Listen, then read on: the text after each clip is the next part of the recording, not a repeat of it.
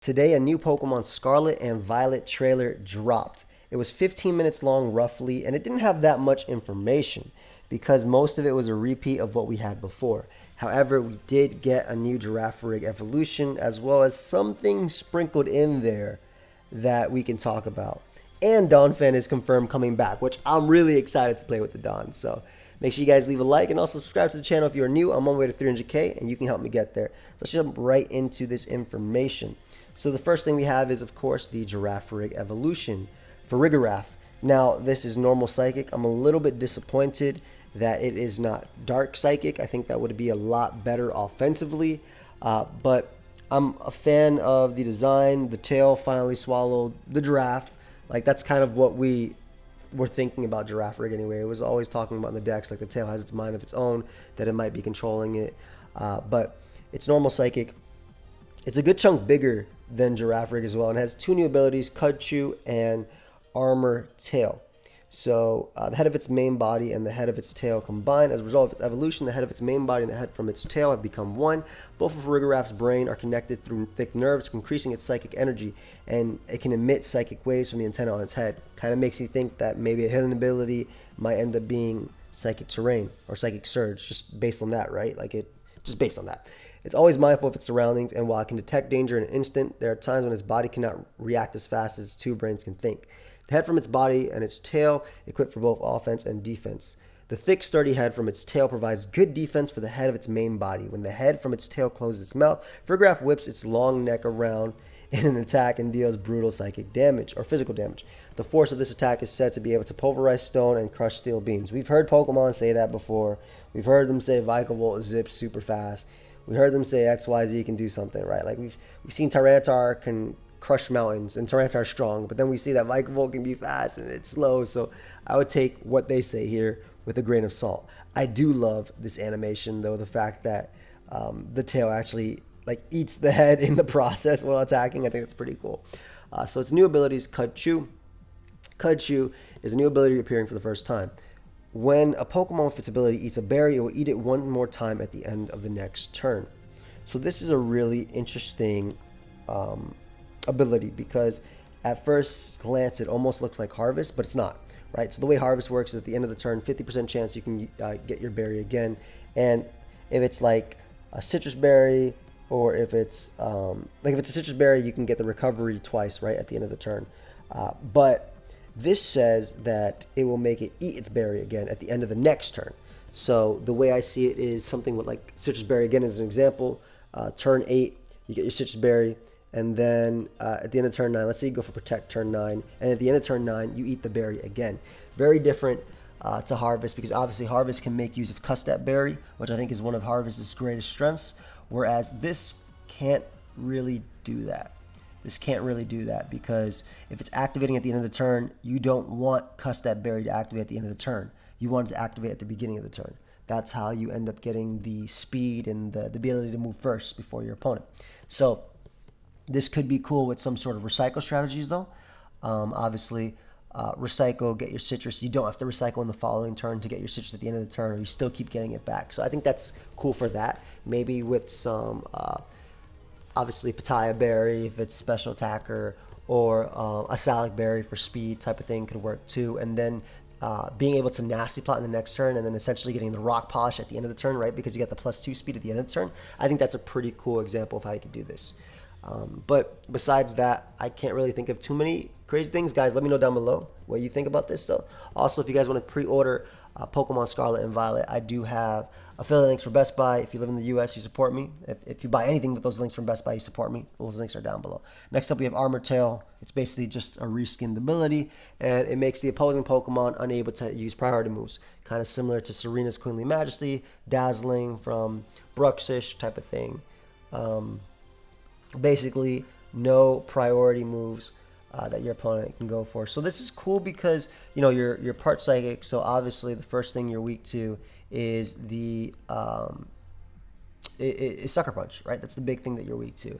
However, we already have an ability on Psychic, on a really good Psychic, that prevents you from being hit by Sucker Punch anyway, and that is Tapu Lele's Psychic Surge. Even Indeedee can do it too, and it's really good in VGC, and it's also pretty good in the NU tier as well. So Overall, I guess it's good for Farigiraf for this, just because it is able to. And I'm sorry, they are working on the side, and they're going to be working for the next few weeks, so I can't really do anything about those sounds. But it's pretty good to be able to avoid priority. To be a check to like, I'm thinking like in terms of Rambats, Belly Drum Linoon type of thing, SD Scizor. Those are the big ones, the big priorities. +6, Azumarill, and Rillaboom, of course. Rillaboom's Grassy Glide are the big ones when it comes to it. But of course, in this thing's case, it's still weak to knockoff, still weak to U-turn. Woodhammer's still going to annihilate it. Now, the thing is as well, Girafarig doesn't have the greatest stats, right? Girafarig has its BST is like 455 or 420, something around there. So it's not the greatest Pokemon. Its highest stat being its special attack at base 90 and its speed capping out at base 85. So this isn't really good, but from Linoon to Obstagoon, we had 100 base power increase. But then we also had from Ursaring to Ursaluna, we had a 50 base power increase. Or BST increase. So, and this thing is at 455. So if we can get to around the 510, 520 BST with enough speed to take advantage of the fact that you're able to ignore the priority moves and also still have some sort of moveset, an updated moveset for Girafarig as it is. Because at the moment, Girafarig doesn't have the greatest Nasty Plot / Calm Mind moveset. Yeah, it gets Psychic. Yeah, it gets Thunderbolt. And it gets Hyper Voice, but that's about it. Right? You want like fighting coverage, potentially. You want ground coverage. It does get Earthquake on the physical side, but that's not really good for a Nasty Plotter unless you're going Mixed Sweeper. And we've used Mixed Girafarig on the channel before. It's not very good. But yeah, overall, it really is going to depend on stats. I'm really hoping that we see a crazy increase in speed and special attack and even attack, because, I mean, it has Earthquake. If I have to be forced to run Earthquake to hit something like Heatran, I will. If that's like the only counter to the Nasty Plot set, why the hell would I not run it? But it just doesn't work on Girafarig because it's not the best Pokemon. The next thing we got is that there is a machine to craft TMs. Now, this is cool because you can craft TMs and get them at every single Pokemon Center, but I don't like it because why are TMs finite again? We went from TMs that break to infinite TMs back to TMs that break. Some people were saying, well, if you can craft them, maybe now TMs, because they're not infinite anymore, maybe now TMs aren't going to be as strong, so we can actually, like, they're like Earthquake, you know how you get at the end of the game? And then you wouldn't want to get like 100 Earthquakes in the beginning of the game. The reason they don't give you that in the beginning of the game is because Earthquake is a broken move, right? It's legitimately a broken move. You can have a level 5 Pokemon and have his Earthquake that's 100 base power. It's one of the greatest moves of all time in Pokemon because there's no drawback to it besides the fact that only flying types are immune. So that was somebody's logic in the chat when I was streaming, saying that now we can have stronger TMs because they can be crafted. But the way I counter that is that this doesn't change anything. It just makes it tedious to get, tedious for some people to get TMs, right? If I can infinitely craft them, what's the difference between that and me just having one and infinitely getting it? Yes, it'll take longer to get it, but I mean, I technically can still get it regardless, right? It just seems like something that we don't need. I do like the idea of crafting items. I love that. That's really cool. And you can get league points or materials dropped by while Pokemon after battle. As you advance through the story by trading in materials for Pokemon. From Pokemon, find moves you want for Pokemon to learn at TMs and try making them TMs. Section TM available for you grows as you continue your journey. So obviously, the more badges or whatever, the higher in the story you get, the more TMs you can get.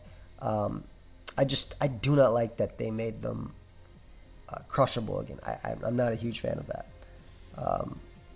But yeah, that's my overall thoughts on that. I want to know your guys' thoughts on that. I went from playing competitively from breeding Pokemon in Wi-Fi battles to being limited to how many TMs I could use to having to fight the battle tower or the whatever in like Diamond and Pearl to get certain TMs and like before that type of thing, right? I don't like going back to that. Obviously, if you play on Pokemon Showdown, this doesn't freaking matter at all. But I'm just saying. That's just what I'm saying. Also, it's a little early, so I apologize for being a little tired. And then we got picnics, which is like the pokeaimMD thing, basically. You make sandwiches. They can make your Pokemon get more experience. Also, there's ham, and there's a Lechonk here. So that's why it has that scary face on the next one. You see it. But, yeah. You can make sandwiches. Try creating some visual distraction or simply use as an ingredient. Become friends with lots of Pokemon. You spend their time together. This is you raise their friendship, you raise their bonds. And when you have pictures of your Pokemon, you may also find a Pokemon egg. So there were some things talking about there's a new way for breeding and a new way to get this. I guess the picnics are how you get eggs now, which is interesting. Give your Pokemon a good old scrub. So we got their HP will restore and their bond with you will become stronger. So by rubbing your Pokemon, this is a way to, I guess, offset not having potions and things like that, and also making your Pokemon love you, which is good for friendship evolutions. I think it's really cute to see the Pokemon sleeping, though. I do love seeing like things in the natural habitat, or a sense of just like chilling. Not, you typically as a competitive Pokemon battler, all you see is the Pokemon battling, right? That's all you usually care about. But I do like, it's cool to see that, yeah, these Pokemon they're basically like animals, and it's cool to see them sleeping. Like right now, my dog is sleeping on my lap, and my other dog is trying to lick my face while I'm recording. So I love little things like that. And then you can join friends with them too. Maybe find Pokemon with you and your friends playing together. I like that too. Little pictures. I think that's pretty cool. So a few other things that were confirmed. We saw Dawn Fan in the trailer. The Dawn is back. Everybody knows. Some people know the Dawn right now. Evie, please don't lick my face while I'm talking. But there were a few other hidden things that we saw in the trailer too. So let's go into them real quick. So first off, at one point in the trailer, we saw this in the background. This looks like a Armor Rouge pre-evolution Ceruledge, however you say the Pokemon. I haven't memorized them just yet, right? They're pre-evolution. So this looks like it. This looks like a pre-evolution for one or both of the Pokemon. So cool. It looks like it's an evolution. That doesn't tell you too much about it, but just interesting Pokemon that you see, right? I wonder what its typing is going to be. I'm assuming it's just going to be... Actually, I'm not even sure, right? Because we have, one of them is Fire Ghost, and then the other... Well, actually, no, they could be just Fire. Armor Rouge. So maybe it's a pure Fire type. It's red. It could be a pure Fire type if it really wants to. But I'm not sure. Let me know your thoughts on that. But yeah, Armor Rouge is the Fire Warrior, so it's Fire Psychic, and the other one is what? Fire Ghost. So this is probably pure Fire type of thing that can evolve into one or the other depending on the game you have. That's just something we see. We're not 100% sure. Another thing we saw on the mini map, we saw 3 new Pokemon, and I'm assuming right here is a Rookidee behind the mouse. So we see a mouse Pokemon. We see 2 mouse Pokemon. 2 mice. Excuse me. We see mice. We see like a parrot Pokemon, and then we see something that looks like the mushrooms from Mario, straight up on Mario. So the mushroom, probably the new Stroom type Pokemon, maybe. There are some leaks that I don't really want to get into this that kind of say other things, but I just want to give you based on like what I think if I first saw it, which I did first see it here. But again, there's some leaks talking about a specific type of Pokemon that this could be. But yeah, so we have the mushroom. Maybe it learned something like Spore, just like Amoongush, just like I would say Morlul, but the evolution of Morlul, which for Shiinotic, which for whatever reason I was forgetting for a second. But we have that. We have the new bird, parrot Pokemon, and then we have the mouse. The mouse is interesting because there's 2 of them. I don't know if that means there's 2 mouse or there's 2 Pokemon at once, kind of like how Phalanx has like what 5, 6 Pokemon. Dugtrio is what 3 Diglets, maybe type of thing. So maybe it's like that. We don't know.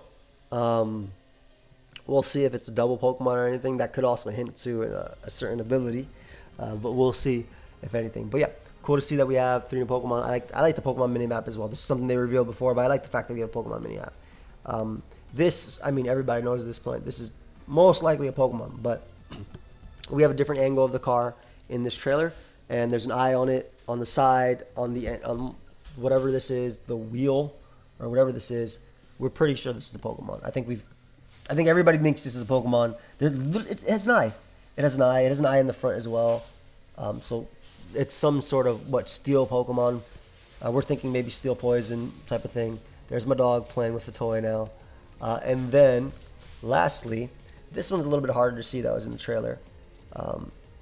But we did see a bug Pokemon in the background of one of the pictures. And this is basically the bug Pokemon. We see little antennas or anything from that. I'm going to throw the toy at her. Or throw the toy for her. But, because she brought me the toy. but we do see like little antennas like area, and it almost looks like a chinchou, right? Like because of the antennas, but it's not because it was it wasn't in the water, right? That's my logic behind that. So we see that bug Pokemon. That's basically all we have. I do like also that the UI of the game was pretty nice.